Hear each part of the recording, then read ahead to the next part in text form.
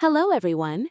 Today, I'll walk you through the Prestashop Product Custom Field module, allowing you to add text, drop-downs, checkboxes, and more to your product pages, and provide your customers with all the necessary details. Let's quickly walk through the workflow of the module to create custom fields for your products. First, log in to your admin panel. Once you're in, go to the Catalog section. Here, you will notice a new tab called Custom Fields. Click on it. This is where you can create and manage extra fields for your product pages to share additional details with your customers on the front end. Now, let's go ahead and add a custom field. Simply click the Add New Field button and a form will appear. From here, you can choose the type of field you want to create based on your business needs.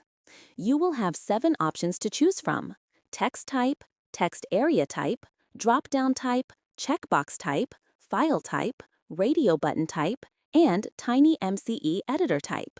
Now let me show you how to add a custom field and explain what each option means. First, at the top, you will see the Choose Type option. Here, you can select what kind of field you want to create, such as a text or text area. For now, I am selecting text. Next is the character limit. This simply defines how many characters someone can type in the field. For example, if I set it to 100, no one will be able to type more than 100 characters for this specific field. Then we have the Validation Type option. This tells the system what kind of value to expect. Since we are creating a text field, I'll keep it as text. If you want it to be a number field or an email field, you can select number or email from the validation type options as well. Next is the multi-language toggle button. If you turn this on, you can add the field in multiple languages, which is helpful if your store supports different languages. Right below that is the Field Required toggle button. If you enable this, the respective field becomes mandatory. This means that anyone filling in the product details cannot leave this field blank. Next, we have the label name. This is simply the name of the field that the customer or admin will see. For example, I am entering the label name as fabric. Next is the attribute name. This is more like an internal code or unique identifier for the field. It should be written without spaces. Next, we have the default value option. You can set a pre-filled value here, for example, cotton, which will appear by default. You can also tick the Use Default Value as Placeholder checkbox. This means the default value will appear inside the field as a placeholder until someone changes it. Finally, there is the Status option. If you set it to Yes, the field will be active and visible, and if you turn it off, the field will not appear. Once everything is done, you have the Save and Stay button and the Save button. The Save and Stay button will save the field and keep you on the same page, while the Save button will save the field and take you back to the custom field listing page. And that's it. That's how you create a custom field step by step. Now, let's see how to create a custom field using the text area option. Just like before, click on the Add New Field button and under Choose Type, select the text area option. Adding a text area field works almost the same way as adding a text field. The only difference is that as an admin, you do not have to set any validation type. Basically, text is for shorter input and text area is for longer details or descriptions. Fill in the common fields like character limit, multi-language toggle button, field required toggle button, label name, attribute name, and default value. Enable the status toggle button and click on the Save button. Again, let's understand how to create a drop-down field. Just like we created the text and text area fields earlier, now we will create a drop-down field. The steps are almost the same. Select the drop-down option from the Choose Type field. You will then see another field called Drop-Down Display Value. Under Drop-Down Display Value, you can enter the choices you want to show in the drop-down. For example, if you are creating a size field, you can enter options like S, M, L. If you want to add more choices, just click on the Add Drop-Down Option button. A new box will appear each time you click where you can type another option. Below that, there is another option called the Multiple Selection toggle button. This allows you to control whether users can select one or multiple values from the dropdown. Apart from this, the rest of the fields are the same, including label name, attribute name, and the status toggle button. Now, let's proceed with setting up another custom field, a checkbox.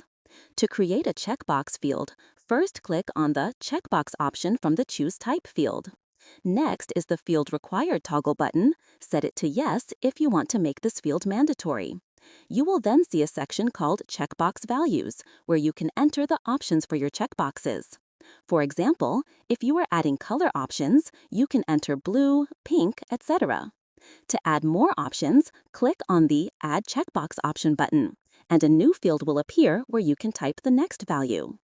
After setting these, you will find the common fields like label name and attribute name. Fill these quickly, enable the status toggle button, and save the field. Next is the File Type option, which allows you to specify the types of files the admin can upload. On the product page, you can choose to allow image formats like JPG, PNG, JPEG, and GIF, as well as documents like doc, PDF, and zip files. The other fields, such as label name and attribute name, are the same as before and should be filled out accordingly. Enable the status toggle button and save the respective field. Now, to create a radio button field, select the Radio button option from the Choose Type field. Enable the Field Required toggle button if you want the field to be mandatory. Here, you can add different options in the radio value field. Click on Add Radio button option and enter the values you want to appear, such as yes, no, maybe. The other fields, such as label name and attribute name, are the same as before. Enable the status toggle button and save the respective field. To create a TinyMCE field editor, select TinyMCE as the field type.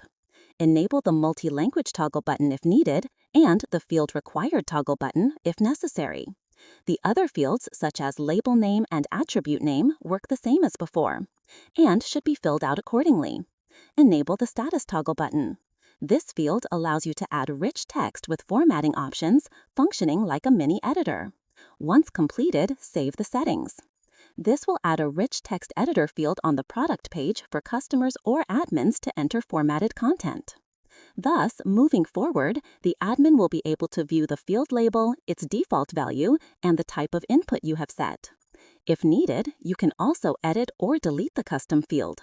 You also have the option to enable or disable the field at any time from the custom field listing page. Additionally, you can enable, disable, or delete multiple fields at once using the bulk action option. Furthermore, if you want to bulk upload custom fields, you can do so from the module configuration page.